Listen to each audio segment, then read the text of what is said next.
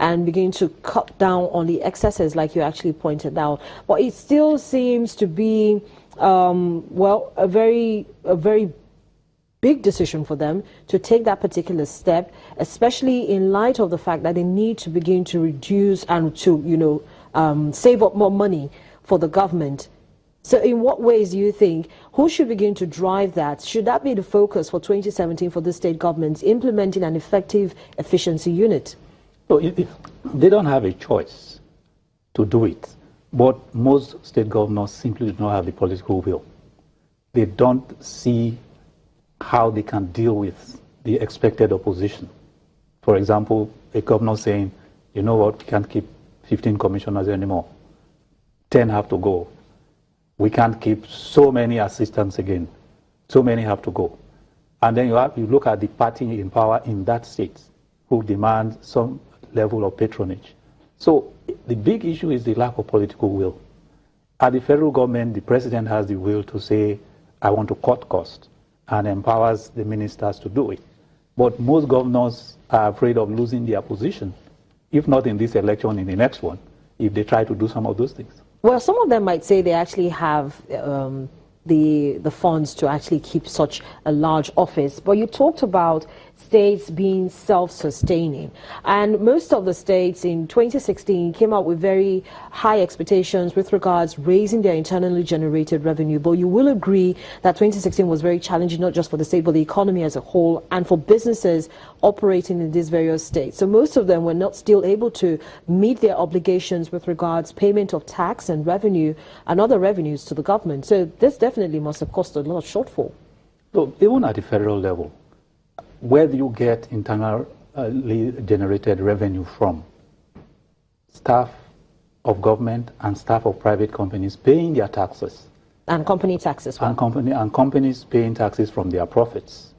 If companies are firing staff because of the bad economic situation, if government itself is not able to pay their staff, it means that staff cannot pay their own taxes. Private companies cannot pay taxes because business is bad.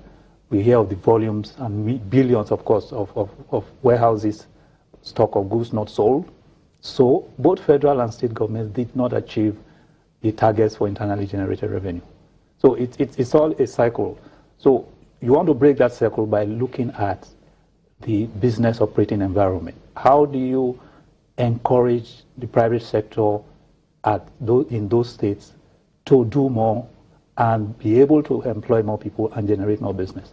What are the business regulations and the facilities and support that you are giving at a state level to businesses? That is where you begin to grow business.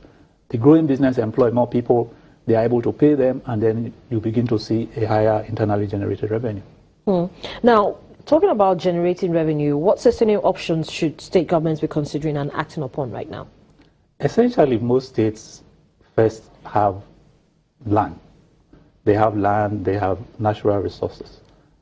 And what they can do, and ought to do much faster, is to get the private sector to come in on private partnerships, PPP. A lot of states can grow really fast if they can just make the states more friendly for PPP investments.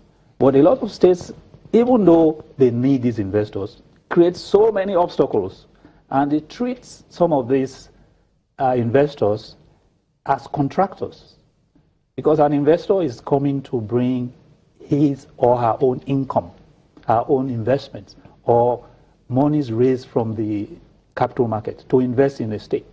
And you find states treating them like contractors, asking them to do all kinds of things that a contractor will be subjected to. And so you find that a lot of investors are not enthusiastic unless they address the ease of business issues in those states.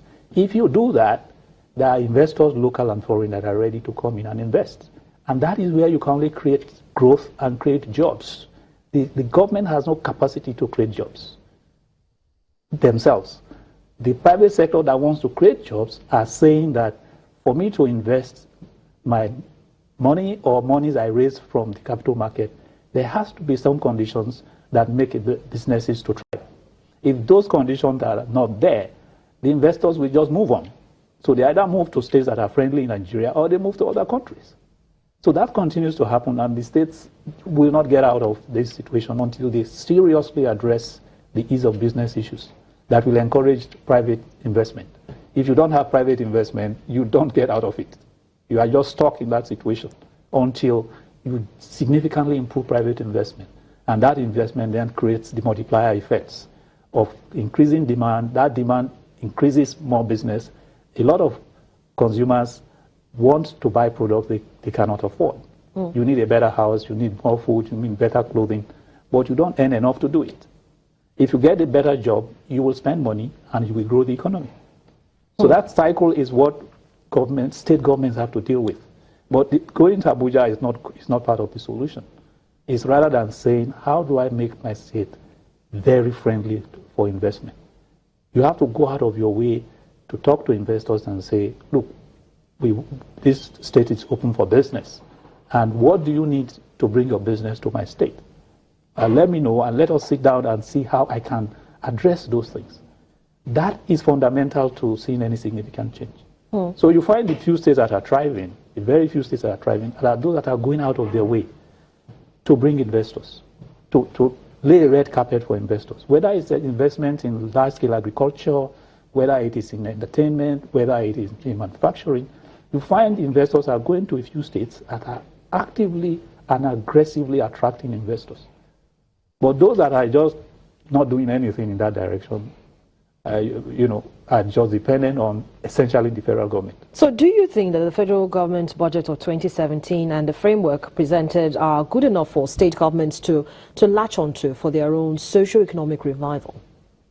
Well, really, if you want to talk about the federal structure, states need to detach themselves from federal.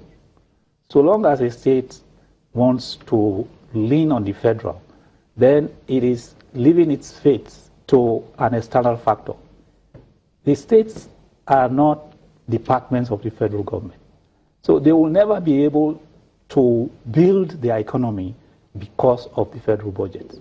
A federal budget is a budget for the federal government itself. It's not a budget for the states. So states can only get results where federal policy, not federal budget, enables business improvement in the states. So it's the federal policy that's the issue, not the budget of the federal government itself. Gabriel Idahosa, Economic Policy Analyst and Chief Executive Officer at UHY Maji & Co. Thank you so much for your time this morning. Thank you, Harry.